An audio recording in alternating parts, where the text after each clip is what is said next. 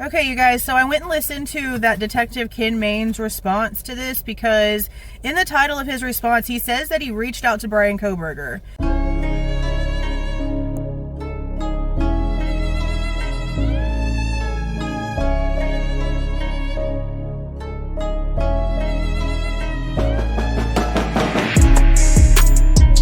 Everything stated in this video is my opinion and my opinion only. And just like everything else in these cases we discuss here on this channel, everything is alleged. Now, I will say, this guy's personality reminds me of my own when it comes to some of these crazy theories and some of the things that a lot of people are saying about the victims' parents.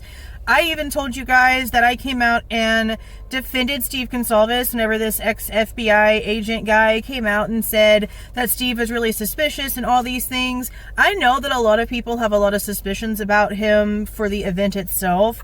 I really don't. I find it really odd that he went to some sort of urgent care or emergent care early that morning around the same time that all of this was happening for some sort of facial thing, and the Goncalveses themselves are the ones that came out and told us about that, while also just like not telling us about that whatsoever for like who knows how long, right? Because it took like 2 years before they even told us that. I mean, I can see why they didn't. That raises a whole bunch of red flags, because that's something that would present as possibly a facial injury type situation, something that's caused by stress, but that would look like a physical injury at the same time of the event. I get it. It's crazy, but still. When it comes to the way that I feel about Steve Goncalves, I just feel like he knows more about the truth, about what's maybe actually for real happening here, and that's why he's pushing this narrative so much, even though he himself can see that there's really nothing too concrete. A lot of stuff, a lot of circumstantial things, that doesn't mean anything. If that does not put him at the location, then what does any of it matter? Anyway, I listened to his response, and not only did he reach out to Bryan Kohberger, but he also reached out to Dateline. Now, this whole thing, in my opinion, was a huge PR stunt, and I'm just going to say again, in my opinion, that Ken Main's himself is very well the frick aware of, okay? He says in this video that he's contracted with NBC and that his show about something that he did with a death row inmate was going to be coming out to be announced like today. Today is Monday or Tuesday. That's whenever it's going to be announced. And I'm like, I'm sorry, you're contracted with the same company who's putting you in your videos as the main focus of what Bryan Kohberger was watching, knowing that they have a show riding on the fact that you have a show coming out that they need to be able to make money of, and so here's a way to do free promotion by throwing this detective in there. Now, I like the fact that he is saying that he's asking Dateline to view the history that they have when it comes to what Bryan Kohberger was apparently actually watching, scrolling through, looking at, whatever, which is actually really, really good of a question, because they could be full of shit. They could be just saying that because, again, this guy has a contract with them and they need to promote whatever's coming out so they can make money off it by putting the word out there even more. And so they just pick and choose only the ones that Ken Main's or certain other people actually did watch, and they just never mind the plethora of other ones, the plethora of other channels, the plethora of other ex-law enforcement or mainstream channels or content creators, and or maybe even other social media platforms that he was watching. They're focusing on very certain ones, and again, they're picking and choosing. They are telling the story that they want to tell.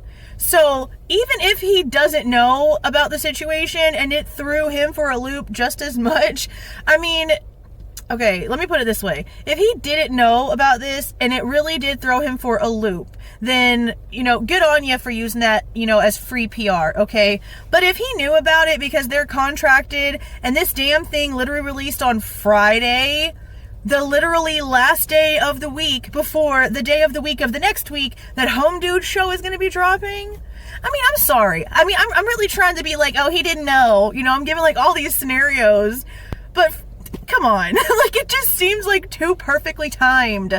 It was interesting, though, that he said that he didn't actually like or really know anything a lot about, like, Ashley Banfeld and News Nation, and he said that he had gone over there and talked to them, like, one time, and that he didn't like it because he was trying to answer as honestly as he could about the way that he felt ISP or the police departments that were working the case were handling it, which, in his opinion, he felt like they were doing a good job, so that's where he went to go with the whole thing, and they didn't like it. They were trying to gear him to, like, talk negative about law enforcement, which we've heard that about News Nation a lot. Like, I remember that there was even a friend of Bryan Kohberger's that was, I think it was on News Nation. Now, I guess I could be wrong on the mainstream media network that did this, but just like networks in general, we know that they do this. They want you to push the narrative that they want you to push. They really don't give a hot damn what you actually have to say, because one of Kohberger's friends came out and literally had nothing bad to say about him. He had nothing bad to say about him, but they kept trying to get him to say bad things, trying to get him to, like, slip up and flip what he was saying to try to make it a negative, and it just wasn't working. And so he was like, I don't even want to do this. Like, y'all are just being, ugh. Like, I can't even give details. I really just can't give details, but I'll just say this. Ashley Banfeld's assistant should be freaking ashamed of herself for the way that she texts and talks to some of these victims' family members.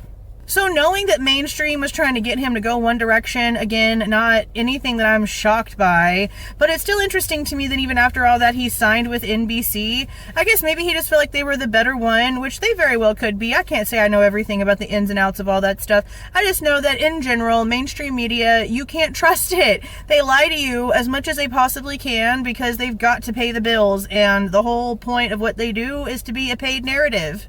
So at this point, I don't believe there's been any response to anything. I don't even think he got a response from Dateline yet, again, because he wants to actually see the history so he can get, like, basically proof of what they're trying to say, which that's perfect. Yes, that's exactly what I would hope that somebody in his position would do in this sort of circumstance. And I don't see why they wouldn't be able to let him. If they can let Gary, the Dr. Gary dude, look at the pictures on Bryan Kohberger's phone, why can't they let Ken Mains look at the whatever YouTube history? I mean, it might not even be stuff that's going to be presented as evidence. I guess that's maybe something else we need to think of, that because there's really nothing here of any substance, and a lot of us are claiming that, it literally could just be because this is like all of the extra junk files that have been deleted now that they're trying to get, like, all of the case stuff ready for actual trial. So maybe his black hoodie photos and all the other things about what he watches on YouTube isn't anything that they're going to be presenting, and that's maybe why they've been able to get away with it. I mean, honestly, that's the only thing I can think of at this point, and I just now thought of it.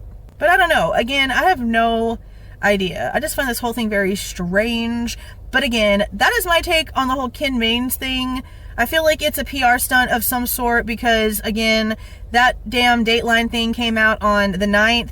And now, what is today? Let me check my phone. What is today's date? The 12th, and it's Monday. And he said that they're going to be announcing his show on either today or Tuesday. So the timing is just too much. And he honestly should have just, like, not even mentioned that. I mean, great, and thank you for being transparent. But whenever you sit there and you say, oh, I'm contracted with NBC and with Dateline and I got a show coming out, and then you go into the rest of it, I don't know. That's just to give my personal opinion. But let me know what you guys are thinking about all of this so far down in the comments. If you like the way that I present this information and give my opinion, please don't forget to leave a like on the way out. Subscribe to the channel if you are not subscribed already. And please don't forget to make sure that the notification bell is set to all so you don't miss any of my rants, reviews, reactions, updates, or deep dives. See y'all.